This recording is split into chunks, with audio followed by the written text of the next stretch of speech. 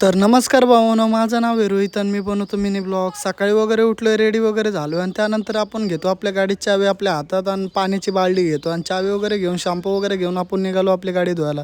सर्वात पहिले सुके डस्टरने आपण आपली गाडी क्लीन करतो, हुड वगैरे साफ करतो.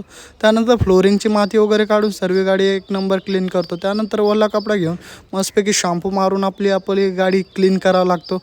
आणि शेवट लुक बघा भाई, गाडी तर मस्तपैकी आता क्लीन झाली. चला मी पण क्लीन होऊन येतो. त्यानंतर घरी येऊन आंघोळ वगैरे करून फ्रेश होतो, एक नंबर रेडी वगैरे झालो आणि आम्ही चाललो आहे गावाला. मामाच्या मुलाचा बड्डे आहे आणि सरप्राईज असणार आहे तुमच्यासाठी की कुठं चाललो आहे म्हणून. त्यानंतर आपण निघालो आपलं. तर हायवेला निघायच्या अगोदर सर्वात पहिलं आपण गाडीचं पंक्चर वगैरे काय आहे काय नाही हवा वगैरे चेक करून घेतो आणि निघालो होतो हायवेला.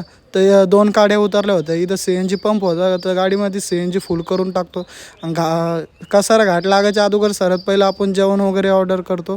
त्यानंतर मी तर मिसळ पाव घेतला आणि मावशीच्या मुलांनी वगैरे पण मिसळ पावच घेतलं. त्यानंतर मग मस्तपैकी घाटाचे नजारे बघत बघत आपण निघालो एक नंबर. तर मस्तपैकी इकडं तर गाव साईडला आल्यावर मजाच वेगळी असते. येतो डायरेक्ट बड्डेच्या ठिकाणी आपण बघू शकता मस्तपैकी मोठा मोठा DJ वगैरे लायटिंग वगैरे लावलं आणि पाठी पब्लिक पण बघू शकता भरपूर आले. आणि त्यानंतर बड्डे कटिंगचा प्रोग्राम पण सुरू होतो.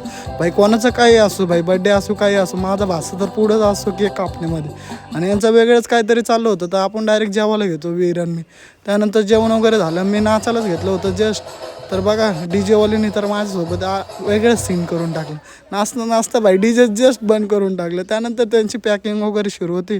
मग आपण काय करू शकतो, बोललो ठीक आहे चला आजचा ब्लॉग करतो end. Thank you so much, bye bye.